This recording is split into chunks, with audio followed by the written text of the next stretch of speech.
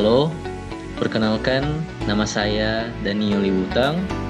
Saya mahasiswa semester 5 Fakultas Hukum dari Universitas Samratulangi Manado. Dengan nomor induk mahasiswa saya 2207 1101 0685. Pada saat ini saya akan memaparkan materi tentang perbandingan sistem kepemilikan rusun atau rumah susun. Kita langsung saja masuk ke dalam pembahasannya.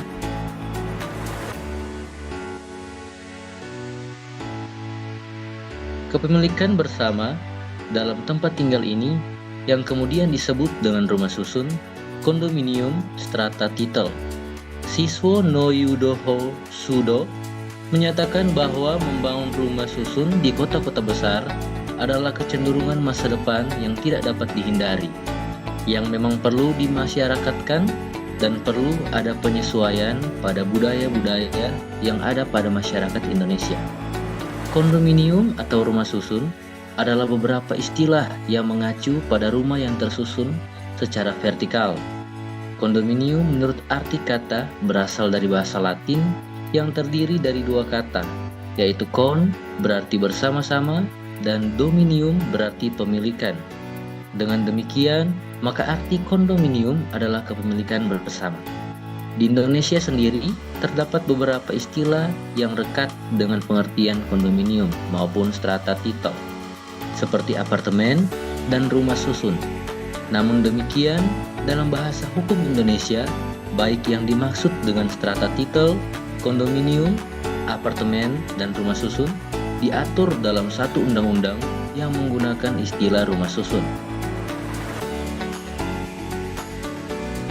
Termasuk dalam rumusan masalahnya, yaitu bagaimana konsep dasar pemilikan rumah susun dan bagaimana objek dan subjek atas satuan rumah susun, juga apa yang menjadi persyaratan pembangunan rumah susun dan bagaimana pemasaran dan penjualan rumah susun.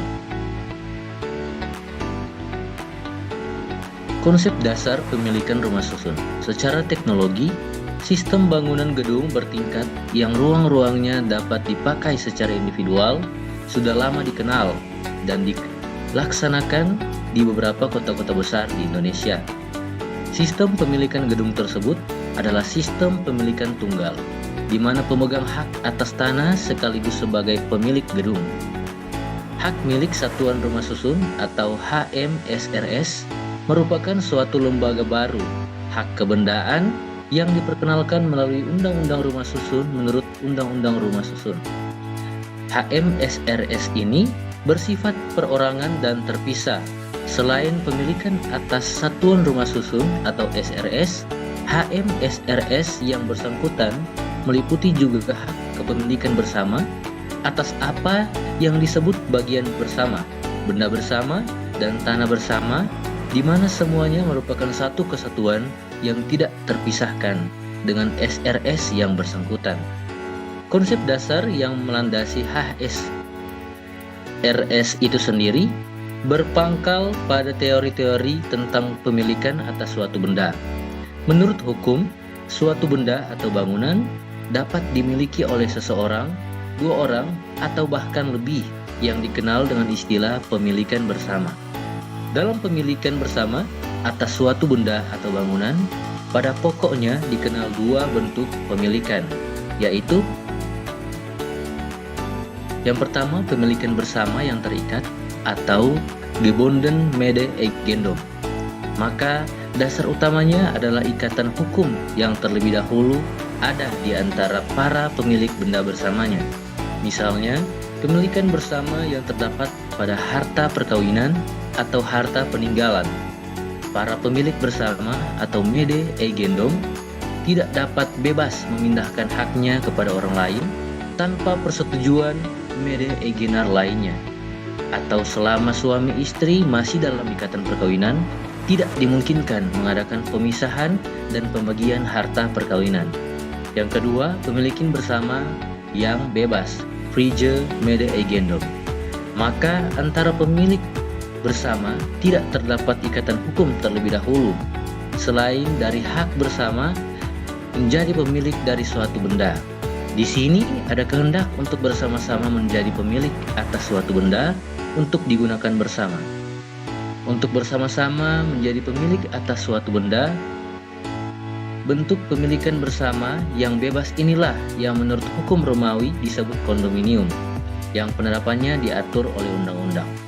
Berdasarkan konsep tersebut, maka dalam Undang-Undang Rumah Susun atau UU-RS dirumuskan suatu jenis pemilikan perseorangan dan pemilikan bersama dalam satu paket jenis pemilikan yang baru yang disebut hak milik atas satuan rumah susun. Dengan pengertian sebagaimana diuraikan di atas, yaitu hak pemilikan perseorangan atas satuan atau unit rumah susun meliputi pula hak bersama atas bangunan, benda, dan tanahnya.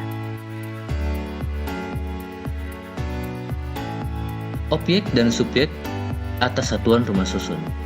Dalam pasal 17 Undang-Undang Nomor 20 Tahun 2011 tentang rumah susun menetapkan rumah susun dapat dibangun di atas tanah.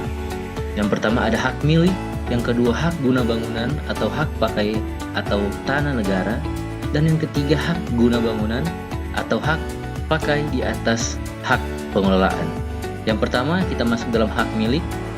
Hak milik adalah hak turun-temurun, terkuat dan terpenuh yang dapat dipunyai oleh warga negara Indonesia dan badan-badan hukum tertentu yang ditunjuk dalam Peraturan Pemerintah Nomor 38 Tahun 1963. Yang kedua, hak guna bangunan atas tanah negara. Pelaku pembangunan rumah susun yang membangun rumah susun di atas tanah hak guna bangunan atas tanah negara adalah warga negara Indonesia, badan hukum yang didirikan menurut hukum Indonesia dan berkedudukan di Indonesia, misalnya badan usaha swasta yang berbentuk perseroan terbatas atau PT. Yang ketiga, hak bangunan atas tanah hak pengelolaan. Pelaku pembangunan rumah susun yang membangun rumah susun di atas tanah hak bangunan atas tanah hak pengelolaan adalah badan usaha milik negara yang berbentuk perusahaan umum pembangunan perumahan nasional atau Perumnas. Persyaratan pembangunan rumah susun.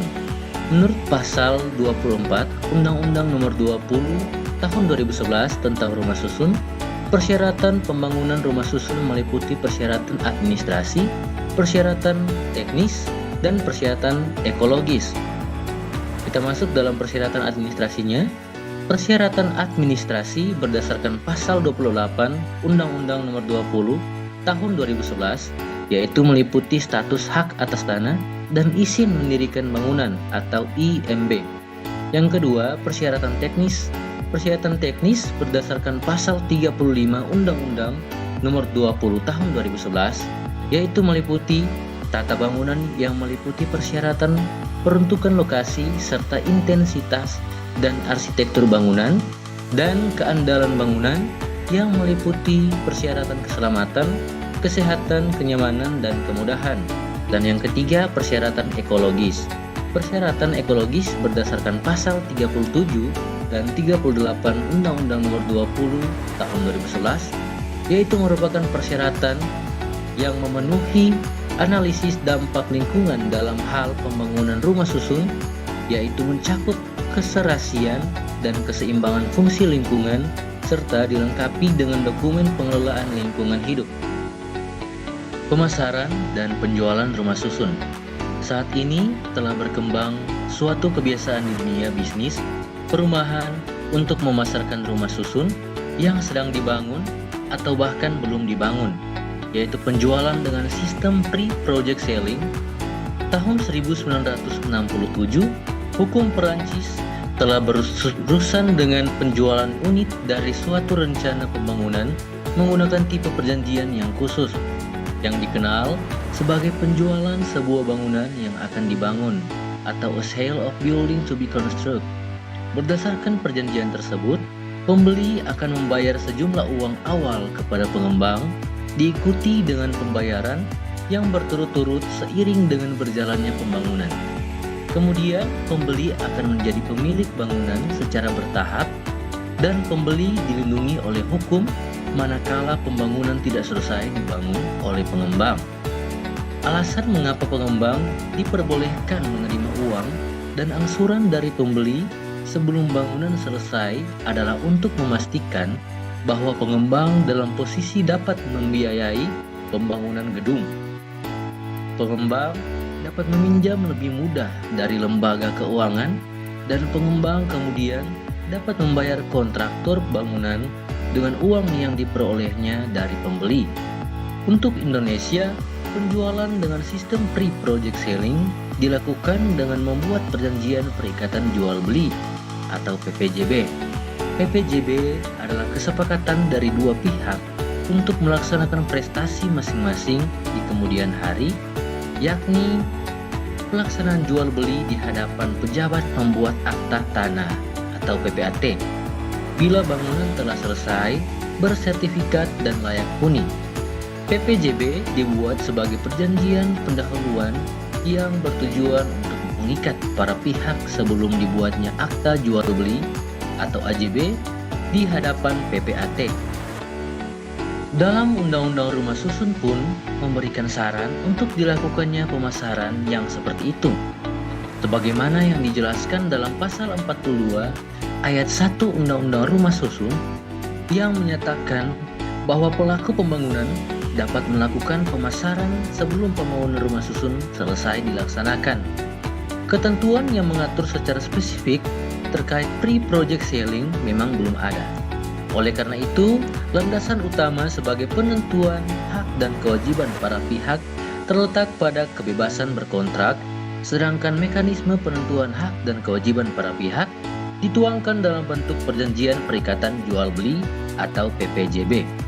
Berdasarkan pasal 43 ayat 1 ayat 2 Undang-Undang Nomor 20 Tahun 2011 tentang rumah susun, proses jual beli satuan rumah susun yang dilakukan sebelum pembangunan selesai bisa dilakukan dengan membuat perjanjian perikatan jual beli atau PPJB yang dibuat di hadapan notaris dengan syarat memenuhi kepastian akan yang pertama status kepemilikan tanah, yang kedua kepemilikan IMB, yang ketiga ketersediaan sarana dan fasilitas umum, yang keempat keterbangunan paling sedikit 20%, yang kelima hal yang diperjanjikan. Dari materi tadi saya menarik kesimpulan, kondominium atau rumah susun adalah beberapa istilah yang mengacu pada rumah yang tersusun secara vertikal. Kondominium menurut arti kata berasal dari bahasa Latin yang terdiri dari dua kata, yaitu kon berarti bersama-sama dan dominium berarti pemilikan. Dengan demikian maka arti kondominium adalah kepemilikan bersama. Di Indonesia sendiri terdapat beberapa istilah yang rekat dengan pengertian kondominium maupun strata titel, seperti apartemen dan rumah susun. Namun demikian, dalam bahasa hukum Indonesia, baik yang dimaksud dengan strata titel, kondominium, apartemen, dan rumah susun diatur dalam satu undang-undang yang menggunakan istilah rumah susun. Konsep hak milik satuan rumah susun atau HMSRS diperkenalkan sebagai bentuk hak kebendaan yang baru. HMSRS memungkinkan pemilik unit rumah susun memiliki hak perorangan atas unitnya serta hak bersama atas bagian, benda, dan tanah yang tidak terpisahkan dari satuan rumah susun tersebut. Selain itu, peraturan perundang-undangan memberikan ketentuan yang mengatur pembangunan rumah susun mulai dari awal administratif, teknis, hingga ekologis. Misalnya, pembangunan rumah susun harus memenuhi persyaratan seperti status hak atas tanah, izin mendirikan bangunan atau IMB, tata bangunan, hingga analisis dampak lingkungan atau AMDAL. Model pemasaran rumah susun dengan sistem pre-project selling juga menjadi tren. Sistem ini memungkinkan pengembang memasarkan dan menjual unit rumah susun sebelum proyek selesai atau bahkan sebelum pembangunan dimulai. Meskipun menguntungkan bagi pengembang dalam hal pengumpulan dana untuk pembangunan, sistem ini juga menghadirkan resiko bagi pembeli seperti ketidakpastian status tanah, dan spesifikasi bangunan. Oleh karena itu, hukum memberikan perlindungan kepada pembeli dengan masyarakat adanya perjanjian perikatan jual beli atau PPJB di hadapan notaris yang memuat ketentuan perlindungan hukum. Di sini saya memberikan beberapa saran. Yang pertama, untuk peningkatan perlindungan hukum bagi pembeli. Pemerintah dan otoritas terkait perlu memperkuat regulasi yang melindungi pembeli dalam sistem pre-project selling. Harus ada peraturan yang lebih tegas yang menjamin transparansi informasi dari pengembang, seperti status kepemilikan tanah, spesifikasi bangunan, dan penyelesaian proyek tepat waktu. Yang kedua, konsistensi penegakan persyaratan administratif, teknis, dan ekologis. Otoritas pemerintah daerah harus memastikan bahwa semua persyaratan yang diatur dalam Undang-Undang Nomor 20 Tahun 2011 tentang rumah susun, seperti status hak atas tanah dan analisis dampak lingkungan, dipenuhi oleh pengembang sebelum dan selama proses pembangunan. Yang ketiga, edukasi kepada masyarakat. Edukasi dan sosialisasi kepada masyarakat tentang hak dan kewajiban dalam pembelian rumah susun perlu ditingkatkan. Dengan hak-haknya sebelum menandatangani perjanjian perikatan jual beli atau PPJB. Yang keempat, pengawasan ketat terhadap pengembang. Pengembang yang melakukan pelanggaran seperti pembangunan tanpa izin lengkap atau pelanggaran terhadap perjanjian PPJB harus dikenai sanksi tegas untuk melindungi hak-hak pembeli.